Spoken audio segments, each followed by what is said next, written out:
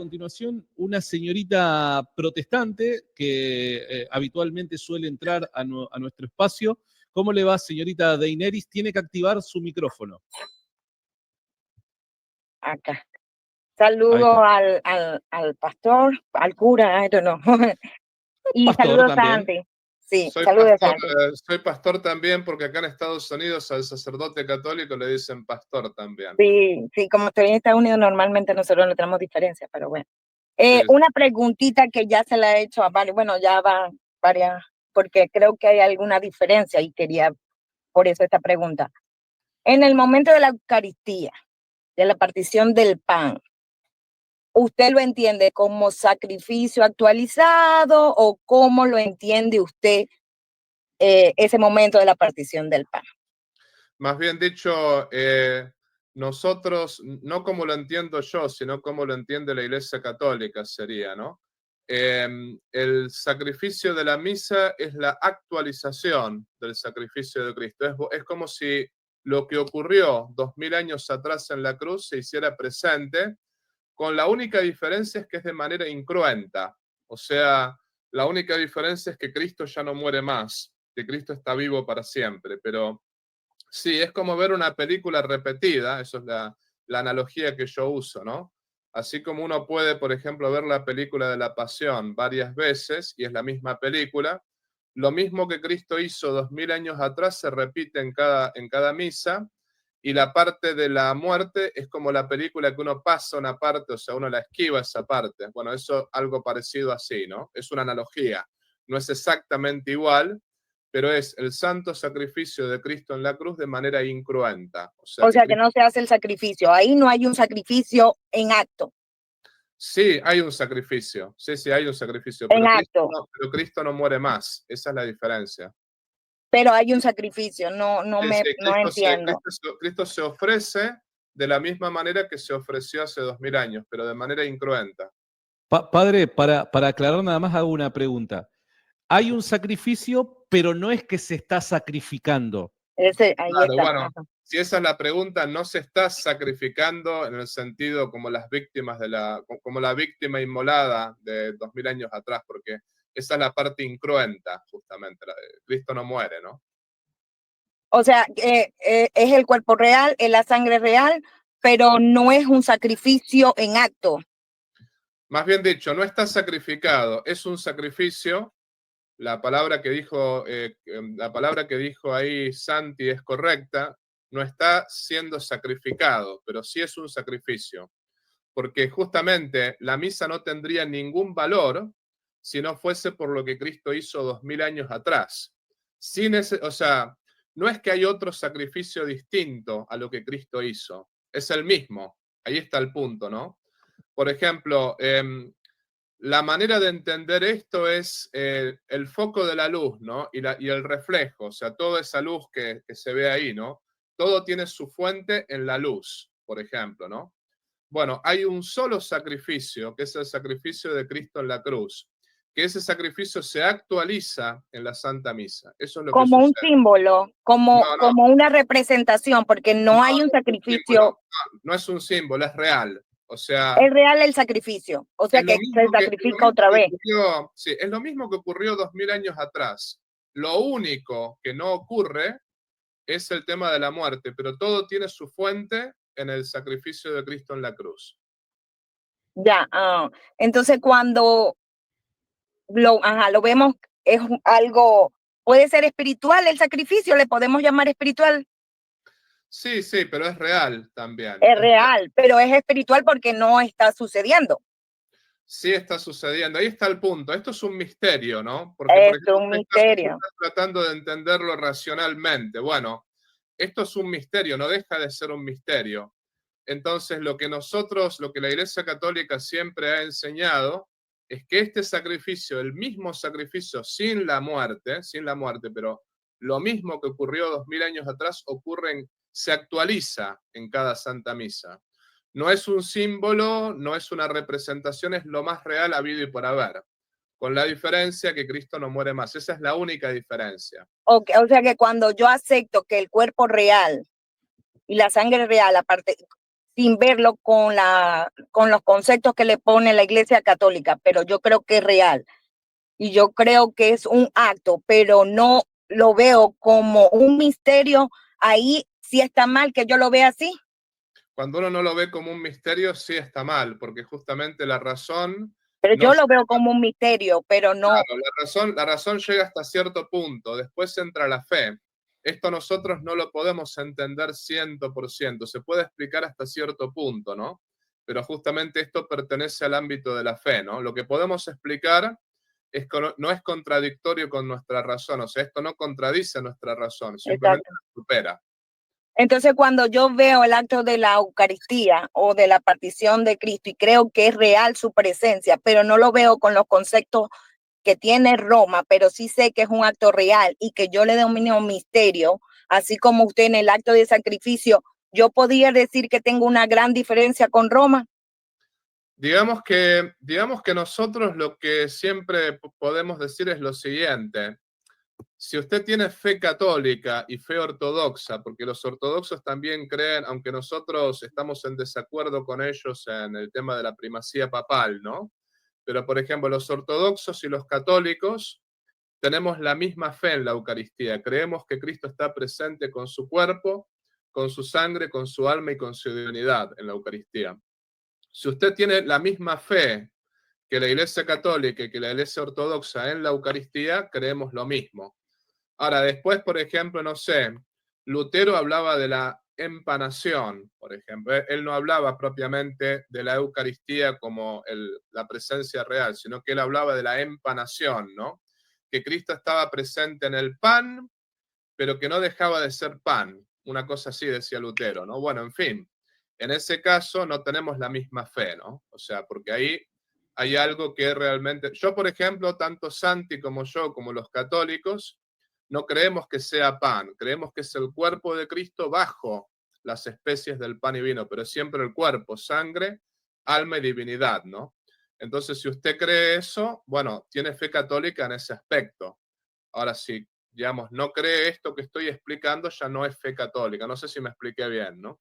Sí, lo que pasa es que por lo menos hay, en el término del sacrificio, ahí sí le podemos poner misticismo y a ustedes, o sea, ustedes pueden llegar hasta el punto de ponerle misticismo, que no llegamos más, está bien, se respeta porque es su fe, pero en el punto de, si yo puedo agarrar esos conceptos que ustedes lo ven en el momento del sacrificio, pero yo puedo agarrar ese concepto en el momento del pan y vino, creo que ahí no hay Lo que mucha, o pasa, sea, a mí me parece, conociendo ya por alguna charla que he tenido con Daenerys, a mí me parece que Daenerys, con todo respeto, vos cometés un error que es conceptual, porque vos estás queriendo utilizar las mismas palabras para darle un significado que es distinto al que la palabra en sí misma tiene. Vos decís, yo creo en una presencia real. El católico va a decir, yo creo en una presencia real. La pregunta es, ¿qué significa para vos presencia real? Porque si vos vas a decir que crees en una presencia real, tenés que explicarme en qué sentido está realmente presente Cristo si es que los católicos están equivocados en la explicación que dan. Vos Sí, vas a estaba decir pensando que en los eso yo, ¿no? católicos, yo vos vas a pensé, decir, exacto, he termino el pensado punto, en mira, eso, he escúchame pensado solo un en segundito, eso, permítame Daenerys, un momentico, Santi, pero he un segundo, quiero pensado, cerrar la idea, pero solo quiero cerrar la idea. Los católicos creen en presencia real y te lo explican, te explican qué es lo que están queriendo decir. Vos vas a decir, los católicos están equivocados, pero yo creo en presencia real. Ok, ¿cuál es la alternativa? ¿Qué explicación es la alternativa que hace honor al término que se está empleando? Yo, para mí, el error que vos cometés es ese. tengo la ortodoxa, y dentro de la Iglesia Católica tengo una explicación ortodoxa que dice, no voy más allá, es un misterio. Sí. Pero La el padre te pregunta, acaba de decir que sí, los perdón. ortodoxos y católicos creen lo mismo. Sí, No, padre, disculpe. Los ortodoxos y los católicos tenemos la misma fe, o sea, creemos en la presencia real y para nosotros la presencia real, por ejemplo, el término griego que utilizó Cristo para hablar de comer mi cuerpo es estio, que literalmente significa masticar. Justamente de ahí, por eso los discípulos lo entendieron literalmente. Dijeron, ¿cómo puede este hombre darnos a comer su carne? Al punto tal que lo dejaron de seguir, ¿no? Entonces, el punto está que nosotros, tanto los ortodoxos como nosotros, tenemos la misma fe en la Eucaristía en cuanto que es el verdadero cuerpo, no es pan, sino que es el verdadero cuerpo. Entonces, hay que ver realmente qué significa presencia real para usted, como para entender la diferencia. No, yo creo que la presencia real, igual como dicen los ortodoxos, y dentro de la Iglesia Católica, dentro hay grupos que están dentro, pero que lo ven más o menos igual. Es el cuerpo real, es la sangre real, pero ¿cómo se hace eso? No, ahí no vamos a dar más porque es un misterio. No vamos a ofrecer más nada porque es un misterio. Hasta donde tengo, y muchos padres de la Iglesia histórica también llegaron a un punto de que, es más, por eso que hay variación entre también los padres de la Iglesia. La otra vez tú tuviste un pequeño debate y varios de ustedes saben que dentro de la patrística se puede encontrar este caso en muchas veces cuerpos reales, sangre real, pero ¿cómo ocurre? ¿Cómo le llamo contra? O sea, ¿cuál es el concepto? No llegan hasta ahí porque no llega más la comprensión, razonamiento, así como le pasa que le costó al padre, con todo el respeto, dar una definición en el momento de sacrificio. Yo me puedo tomar esa parte y decir, bueno, entonces yo tampoco en esta parte de qué es lo que pasa o qué es lo que ocurre, también no quiero dar explicación, digo que es un misterio. Bueno, pero puede es real. puede ser que la explicación o no haya sido clara de mi parte o usted no lo haya entendido. Puede ser eso, digamos, ¿no? Yo lo que le puedo decir es que, por ejemplo, San Dionisio Areopagita, que no es el pseudo Dionisio, sino es el verdadero, ¿no? Por ejemplo, que era discípulo de San Pablo, de San Pedro y de y el mismo San Juan, da la misma explicación que da la Iglesia Católica al respecto. Lo mismo San Ignacio de Antioquía en su carta a los romanos. Y estamos hablando de discípulos directos de los apóstoles. Y quiero decirle algo, en la Iglesia Católica no hay distintas doctrinas al respecto. Es imposible eso. Lo que hay es gente que por ahí no sigue la doctrina católica, pero la doctrina es muy clara. O sea, nosotros no tenemos división en los principios, hay división en la aplicación de los principios. Por ejemplo, hay gente que no sigue, ¿no? Pero, por ejemplo, si alguno no cree en la doctrina de la Eucaristía, tal cual lo estoy describiendo, bueno, puede cometer herejía, como dice el Concilio de Trento, ¿no? Entonces, no importa lo que piense un sacerdote particular o lo que piense un grupo particular, lo que importa es lo que la Iglesia enseña. Ahora, después con una persona no católica, obviamente el tema lo podemos conversar, porque acá estamos hablando de gente que tiene distinta fe. Pero entre los católicos uno podrá tratar de entenderlo un poquito más. Ahora, no se puede discutir en concreto el dogma, ¿no? A eso es lo que voy. Bueno, feliz tarde, feliz día. Bueno, tarde para algunos. Bendiciones, Dios me los bendiga y me los proteja. Chao, Santi.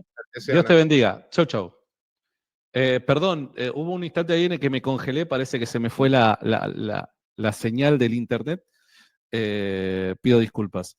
A mí me parece que algunas veces algunos hermanos protestantes, independientemente de cuáles sean sus intenciones personales, que no las conocemos o quizás por la distancia no tenemos los elementos suficientes como para emitir un juicio, a mí me parece que algunas veces cometen algunos errores que son muy básicos, ¿no? Por dar un ejemplo, es cierto que en definitiva si uno pretende profundizar y meter en una ecuación a Dios y el milagro, evidentemente la razón, por lo limitado que somos, no nos va a permitir, ¿no?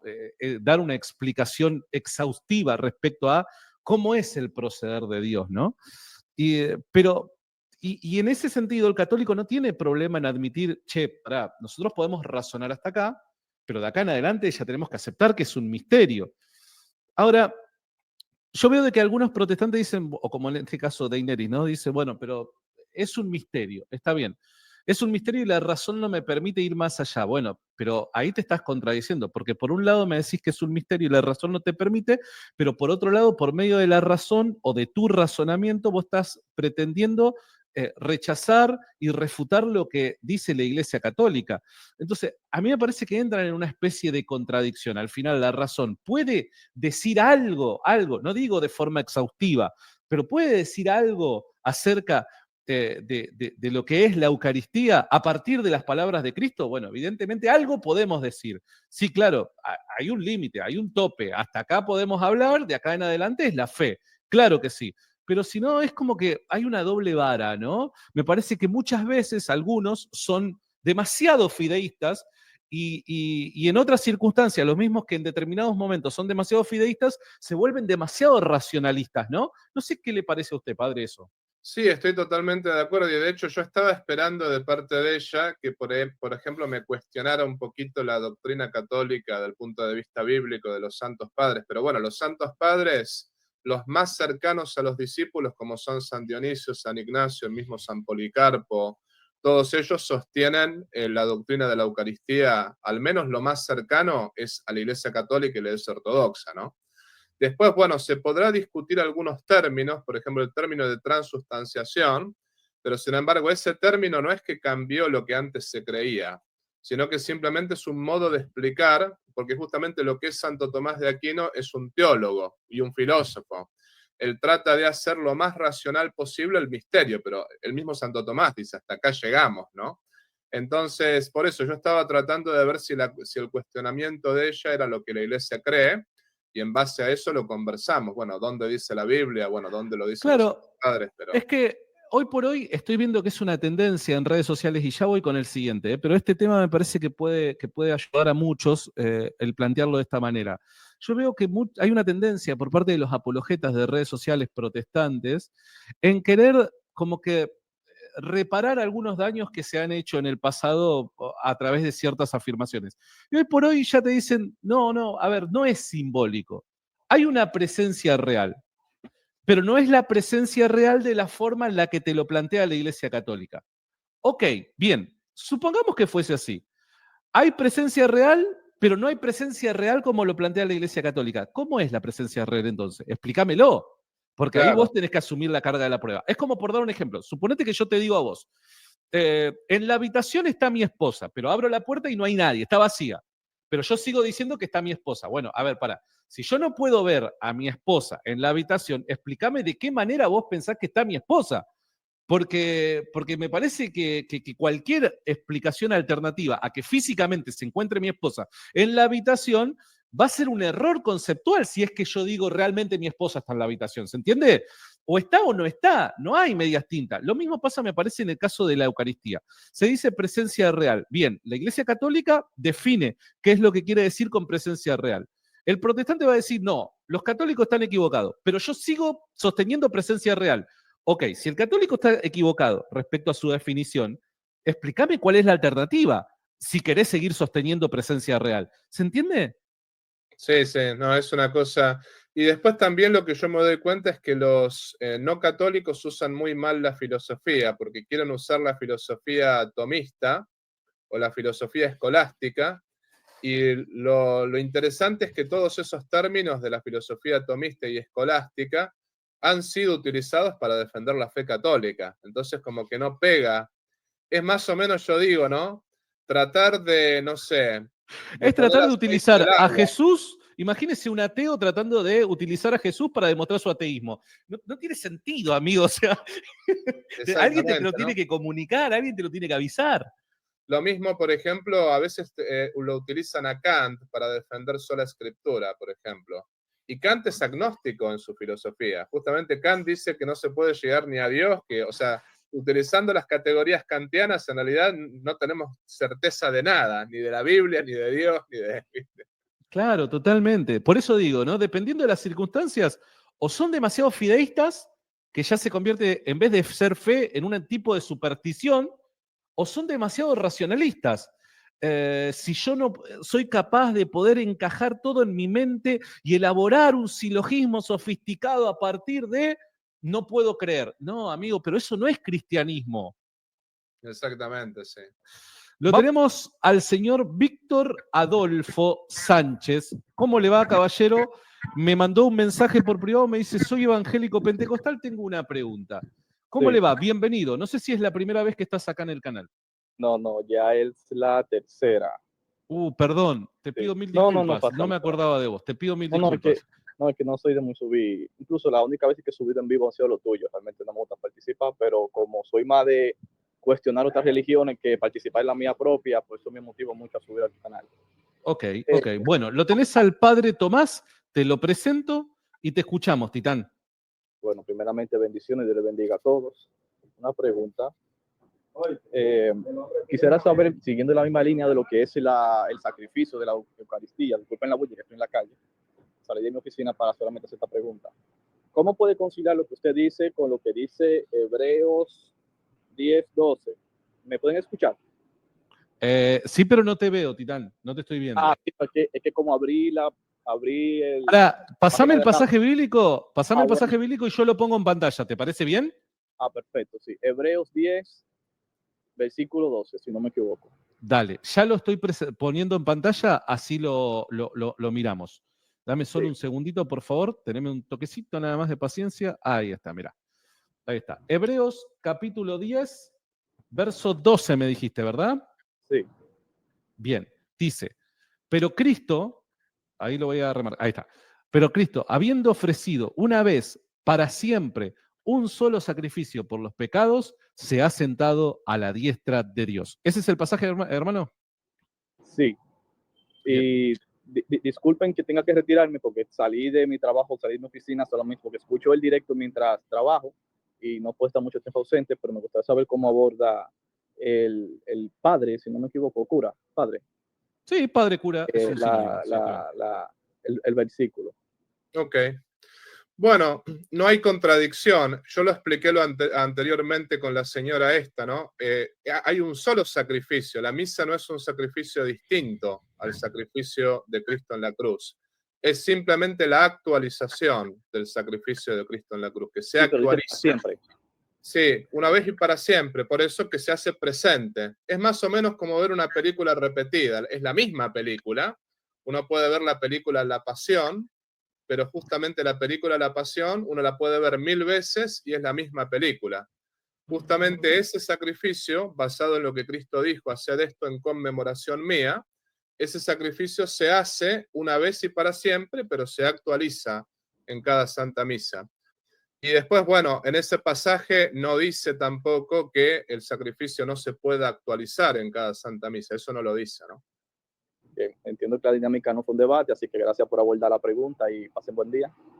Bendiciones. Que Dios te bendiga, Titán. Cuando quieras, tenés las puertas abiertas a participar, amigo. Gracias. Chau, chau. A mí me parece que algunas veces, este muchacho, yo, a menos uno se puede equivocar, ¿no? Por 5 minutos no puede sacar conclusiones acerca de las personas, ¿no?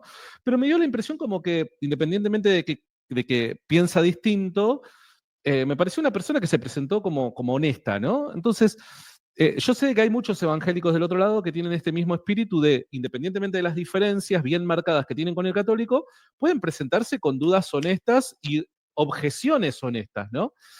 Cuando se hace el planteo honesto, primero me encanta, pero segundo, me gusta aclarar ciertas cosas porque me parece que la persona lo merece. Veo como que hay una resistencia o dificultad para entender esto de actualizarse, el mismo sacrificio actualizándose, ¿no? Porque si leemos el pasaje, dice, pero Cristo, habiendo ofrecido una vez para siempre un solo sacrificio por los pecados, se ha sentado a la diestra de Dios. Esto el católico le dice amén, se pone de pie y dice amén, amén. Número uno, recuerden de que la Biblia es libro católico, ¿está bien? Entonces, evidentemente, el católico va a decir amén. Ahora, parece ser, y alguno va a plantear, ¿cómo puede ser de que en la misa, se ofrezca un sacrificio si hay un solo sacrificio, que es el efectuado por Cristo en la década del 30 del siglo I en Jerusalén, bajo el gobierno de Poncio Pilato? Lo podemos ubicar en tiempo y espacio a ese sacrificio, el acontecimiento histórico. Ahora, ¿qué quiere decir la Iglesia Católica cuando dice actualizar? Ese concepto me parece que es difícil de entender, ¿no? ¿Qué quiere decir? Y ahí es donde yo voy a hacerle la pregunta a ver si lo estoy entendiendo correctamente. Sí, actualizar sí, perdón. Si nosotros, y ahí lo dejo, es simplemente para que me corrija si estoy equivocado.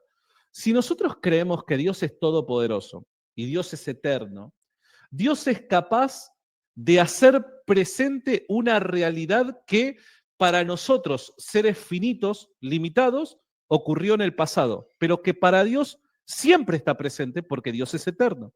Entonces Dios es capaz, porque es todopoderoso y eterno, hacer presente en el espacio-tiempo nuestro aquello que para nosotros ocurre en un determinado punto en el tiempo del pasado, hacerlo presente en nuestra realidad. Y eso es lo que ocurre con la misa.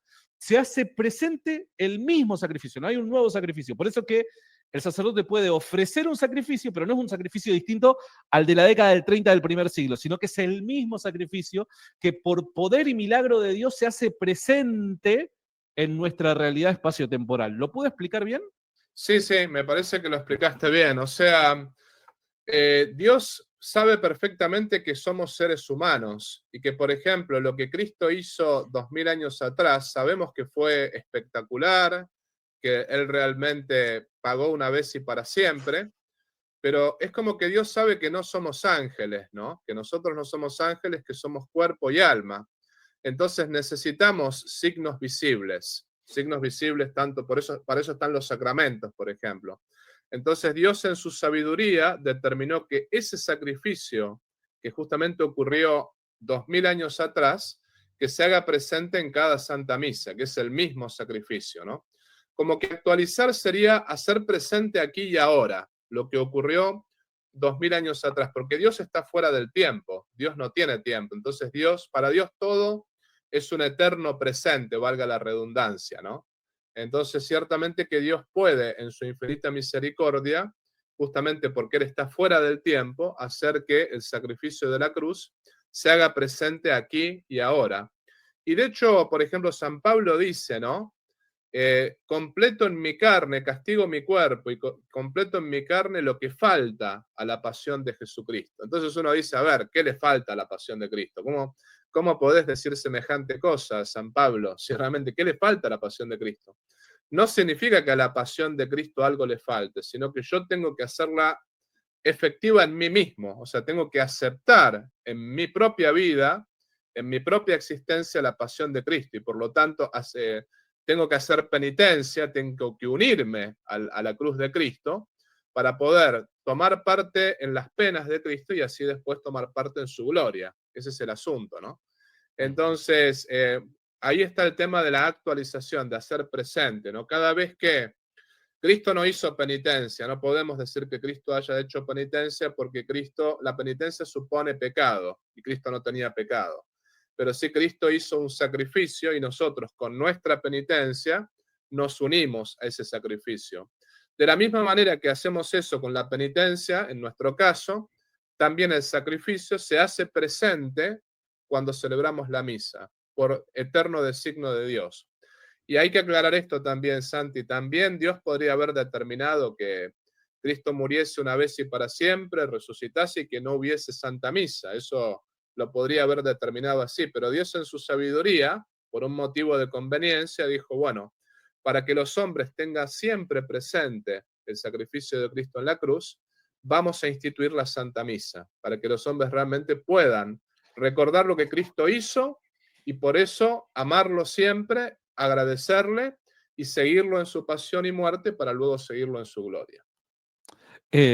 Recordemos una cosa, ¿no? Que el Antiguo Testamento viene anticipando esto que va a ser presentado sin sombra como una realidad a través de la persona de Cristo en el Nuevo Testamento, ¿no? Y me parece que para la ocasión es oportuno recordar cómo es que vivían la fe pascual los judíos, que en definitiva es aquella fe que en sombra hemos heredado, pero que ha alcanzado la plenitud por Cristo, en Cristo, y se ha establecido este nuevo pacto a través de su muerte y su resurrección, ¿no? Entonces, tener esa imagen nos puede permitir a nosotros entender un poquito más de qué es lo que la doctrina católica enseña. ¿A qué me refiero? Recuerden lo siguiente. En la Pascua hay un sacrificio, el cordero, hay que sacrificarlo.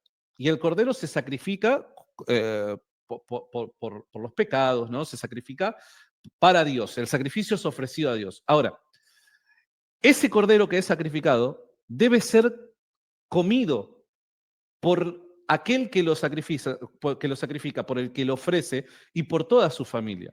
Pero es el cordero sacrificado que debe ser comido. Si Cristo es el sacrificio perfecto y luego de él no hay más sacrificio que ofrecer en ese sentido, nosotros, que somos la familia de Dios, el pueblo del pacto, ¿cómo podríamos comer de ese sacrificio si no se hiciera presente Cristo cada domingo a través de la consagración de los elementos? Nosotros, al poder disfrutar de esta realidad que se lleva a cabo en el momento de la misa por la consagración, nosotros podemos participar de ese sacrificio, comiendo ese sacrificio.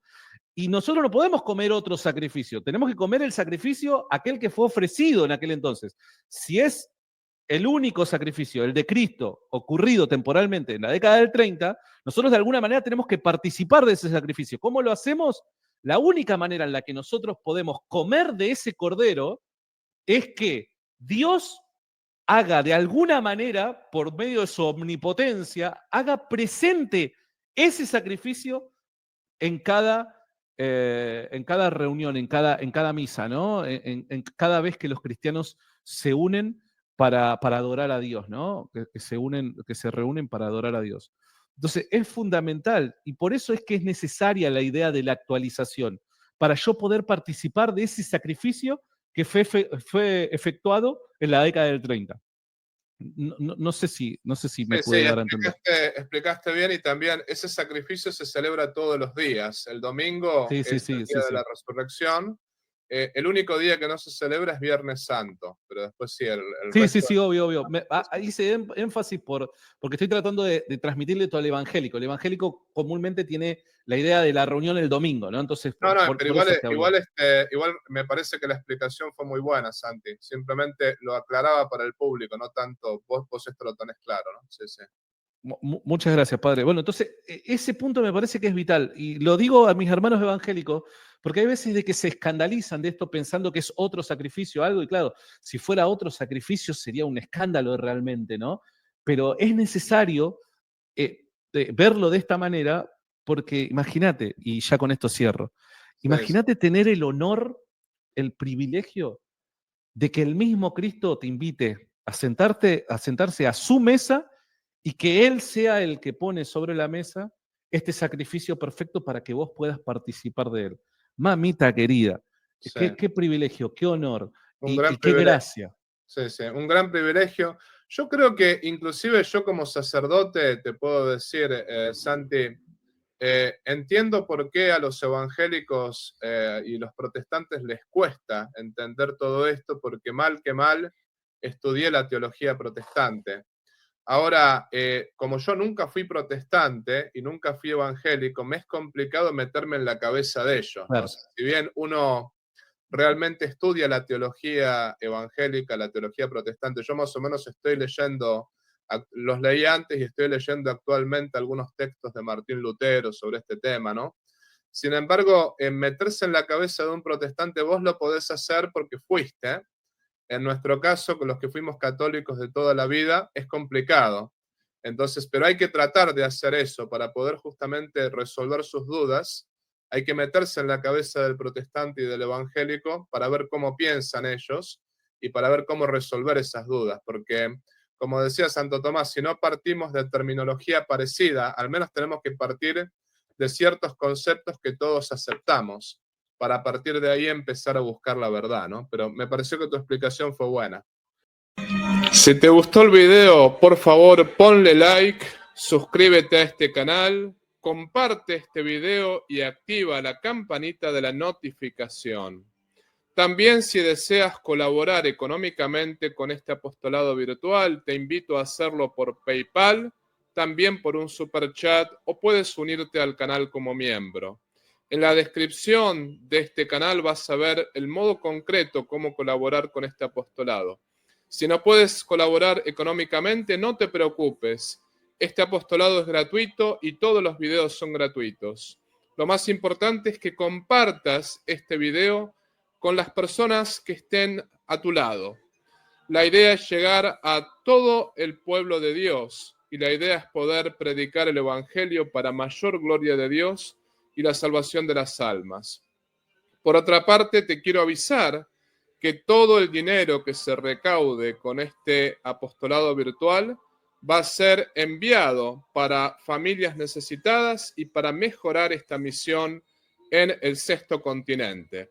Desde ya te agradezco por todo lo que puedas hacer por cada uno de nosotros. Y te pido también que reces por mí y yo rezo por ti. Viva Cristo Rey, viva la Virgen y viva el Patriarca San José.